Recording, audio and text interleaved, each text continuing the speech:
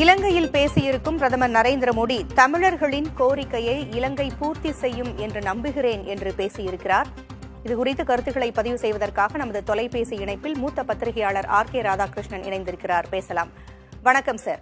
வணக்கம். பிரதமர் நரேந்திர மோடி கச்சத்தீவு குறித்தும் தமிழக மீனவர்கள் பிரச்சினை குறித்தும் பேசுவார் என்று எதிர்பார்த்தோம். இந்நிலையில் தமிழர்களினுடைய கோரிக்கைகளை இலங்கை பூர்த்தி செய்யும் என்று நம்புகிறேன் என்று கூறியிருக்கிறார். இவற்றைத்தான் மறைமுகமாக அவர் இப்படி சொல்லியிருக்கிறாரா? மொட்டையாக பேச வேண்டிய அர்த்தம் அவசியம் எனக்கு புரியவில்லை. ஏனென்றால் மிக தெளிவாக அங்கே ஒரு பெரும் பிரச்சனை நிலவிக் கொண்டிருக்கிறது. தமிழக பகுதியில் ஏராளமான சிங்களர்கள் குடியிருந்து கொண்டிருக்கிறார்கள். அங்க புத்திஸ்ட் விஹாராக்கள் அதிகமாக கொண்டிருக்கிறது. ஏறத்தாழ ஒரு பெரிய ஒரு ஆக்கிரமணம் மாதிரியான ஒரு சூழ்நிலை தான் அங்க நடந்து கொண்டிருக்கிறது. அப்போ தமிழர்களுடைய அந்த கோயில்களை குளங்களை எல்லாம் எடுத்துக்கொண்டு ஒரு புத்திஸ்ட் விஹாராவாக மாற்றிக் கொண்டிருக்கின்ற ஒரு சூழ்நிலையில் தமிழக மீனவர்களை தொடர்ந்து கைது செய்து கொண்டிருக்கின்ற ஒரு சூழ்நிலையில் அதே நேரத்தில் தமிழ் இனங்களையே ஏறத்தாழ அழிக்கின்ற ஒரு போக்கில் இருக்கின்ற ஒரு சூழ்நிலையில் இப்படி பேசியிருப்பது நிச்சயமாக வருந்தத்தக்கதாக நான் காண்கிறேன். என்ன காரணத்திற்காக இப்படி மறைமுகமாக பேசுகிறார் என்று எடுத்துக்கொள்ளலாம்? என்னை பொறுத்தளவில் இப்போ நீங்க ஜியோ பாலிடிக்ஸ்ல பாத்தீங்கன்னா இன்றைக்கு இந்தியாவுக்கு ஒரு நண்பன் கிடையாது. இந்த ஏரியாவிலேயே பங்களாதேஷ் நாம் பார்த்தோம்.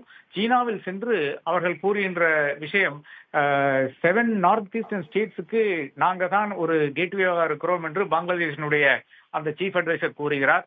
நேபாளத்தினுடைய பிரதமர் இன்னமும் நம்முடைய பிரதமரை சந்திக்கவில்லை, அதற்கான அப்பாயின்மெண்ட் கொடுக்கவில்லை என்று நேபாள தேசம் கூறுகிறது. அதே மாதிரி பாகிஸ்தான் கூட நம்மளுடைய உறவு மிக மோசமாக இருக்கிறது. மாலத்தீவு கூட எந்த அளவுக்கு மோசமான உறவு என்று நாம் போன வருஷத்திலிருந்து பார்த்து கொண்டுதான் வருகிறோம். அப்படி இருந்த ஒரு சூழ்நிலையில் இன்னொரு நாட்டை பகைத்துக் கொள்ள வேண்டாம் என்ற ஒரு அடிப்படையில் வேணாம் இது செய்திருக்கலாம். இது ஒரு விஷயம், இது ஒரு கோணமாக இருக்கும். இன்னொரு கோணத்தில் பார்க்க வேண்டும் என்றால் எப்படியும் தமிழ்நாட்டில் இருக்கின்ற தமிழர்கள் பாஜகவுக்கு வாக்களிக்க மாட்டார்கள். அப்ப இந்த தமிழர்களுடைய பிரச்சனைக்காக நாம் எதற்கு செவிசாய்க்க வேண்டும் என்ற ஒரு எண்ணத்தில் கூட பேசியிருக்கலாம். நான் இந்த விஷயத்தை ரொம்ப லைட்டாக சொல்லவில்லை.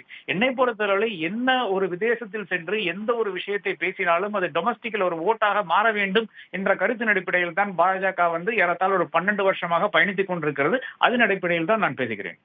நீங்கள் சொல்வது போல தமிழ்நாட்டில் பாஜகவினுடைய வாக்கு வங்கி குறைவாக இருக்கிறது அப்படிங்கிற காரணத்துக்காக அவர் பேச மறுத்திருக்கிறார் என்று எடுத்துக்கொண்டாலும் அவர் இலங்கை பயணத்தை முடித்துக் கொண்டு நேரடியாக ராமேஸ்வரத்திற்கு தான் வருகிறார்.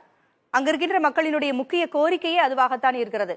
அதை தவிர்த்திருக்கிறார் என்றால் முரண்பாடாக இருக்கிறதே. இது பிரச்சனை என்னவென்றால் ராமேஸ்வரத்தில் இருக்கின்ற தங்கச்சி மடத்தில் இருக்கின்ற மீனவர்கள் ஒரு பிரதமரை சந்திக்க முடியும்னு பாத்தீங்கன்னா நிச்சயமாக கிடையாது, இயலாத விஷயமா இருக்கிறது.